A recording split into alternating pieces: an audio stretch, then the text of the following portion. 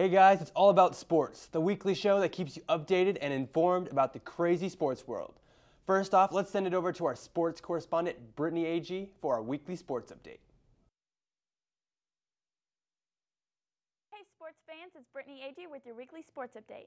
This has been a wild week in sports. LeBron James from the Miami Heat played his former team, the Cleveland Cavs, for the second time since December 2nd, when he was booed throughout the entire game. This game was much worse. In more basketball news, Tyler Honeycutt, a 6'8" sophomore from UCLA, has decided to join the NBA draft. They believe he'll be picked late in the first draft or picked early in the second draft. In hockey news, the Chicago Blackhawks beat the Detroit Red Wings 3-2.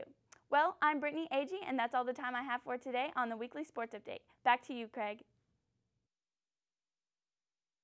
Thank you, Brittany. Today on the show, we have Jeff Bardel, a golfer who has overcome the battle of losing an arm. It's going to be a great show today. Thanks for coming in, Jeff. Nice to be here. All right, let's go ahead and jump right in. How did you lose your arm? Well, when I was 18 years old, there was actually a group of 8 of us college students, or soon-to-be college students, who were working at a glass plant in my hometown in North Carolina. And basically they had us going in cleaning up areas of this factory that nobody had ever really cleaned before. It was disgusting. And so they had us doing everything from raking glass out of furnaces, hot furnaces, which wasn't fun. But the day I lost my arm, we were working in an area of the plant called the silos, and that was where the whole glass making process started.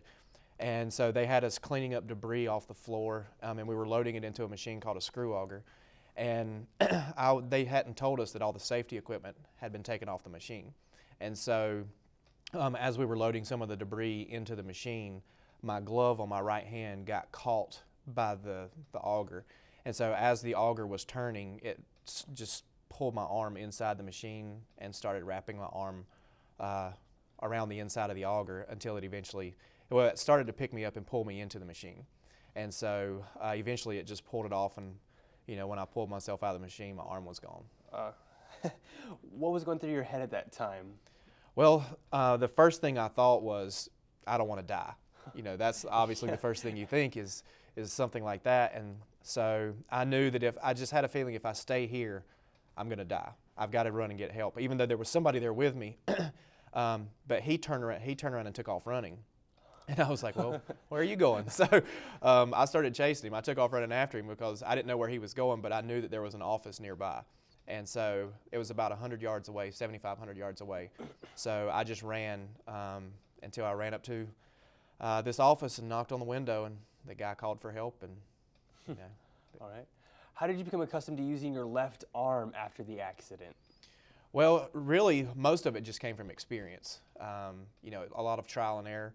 But I was in the hospital for 16 days, and while I was in the hospital, my dad, who was in the Air Force, they had to learn when they were working on airplanes how to be able to work on parts of the engine that they couldn't see. And so one of the drills that they taught them how to do was to work with a nut and a bolt and to not look at it and just to screw it on and then unscrew it. Both holding the bolt one time and then the next time holding the nut and then just screwing it back and forth. And so that was what he did for me. He gave me a nut and a bolt while I was in the hospital, and he said, just learn how to do this with one hand. And so that was one of the things that really helped me, was it taught me, because being right-handed before, I was not accustomed to using my left hand very much. So I basically learned just how to screw it and unscrew it. Yeah, right. So how did the accident change you? Like how you lived your life, mentally? Mm-hmm. One of the big things is it made me more determined, I guess, almost more independent. I tell people I used to ask my family for more help when I had 2 arms than now when I have 1, because I don't want to ask for help. I don't want people to see me as somebody who's handicapped or somebody who can't do things for themselves.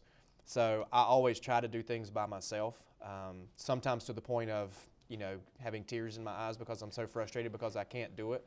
But I keep working at it and working at it and working at it, until I can finally get it taken care of. But and then another thing, the major thing is just I've gotten a lot closer to God, because I really feel like He gave me a second chance. Because when I was in the hospital, I actually died on the operating table.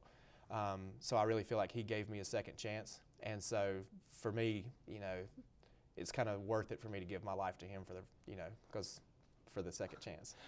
That's amazing.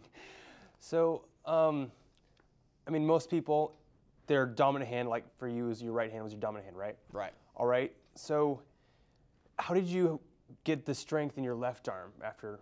I mean, your right arm's gone, so you had to build strength in your left arm somehow. How did you go about accomplishing that? Well, one of the things was, even when I was in the hospital, they gave me a stress ball, and I used it mostly for when I was in pain, because I was in a lot of pain while I was in the hospital, a lot of pain, because they were giving me medicine, and at first it worked, but after a while my body started to get used to it, and so I was constantly in pain. And so I would just sit there and squeeze this stress ball just to try to, because in some way it helped to relieve the pain in me. And so I would just squeeze it and squeeze it. And so after a while, my hands started getting stronger just from doing that. And then also they gave me one of the hand strengtheners, and I would basically just lay in my hospital bed. If I wasn't, screwing and unscrewing that bolt, I was either squeezing that stress ball or using the hand strengthener. And then, it's been 18 years ago now. And so most of the strength since then has just been from living my life. All right.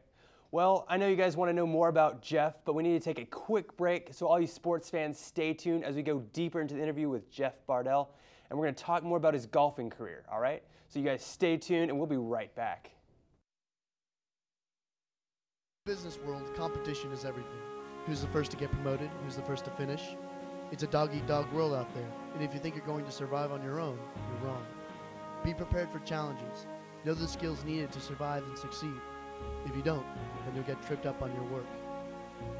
Discover the skills for a competitive workforce with some help from the Association for Career and Technical Education. Each day, thousands of vegetables are consumed for the betterment of mankind. Most of us take them for granted.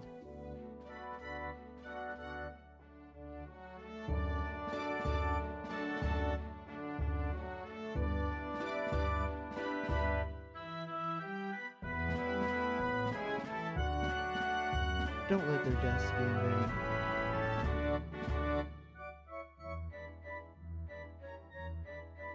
Eat healthy. Eat a salad.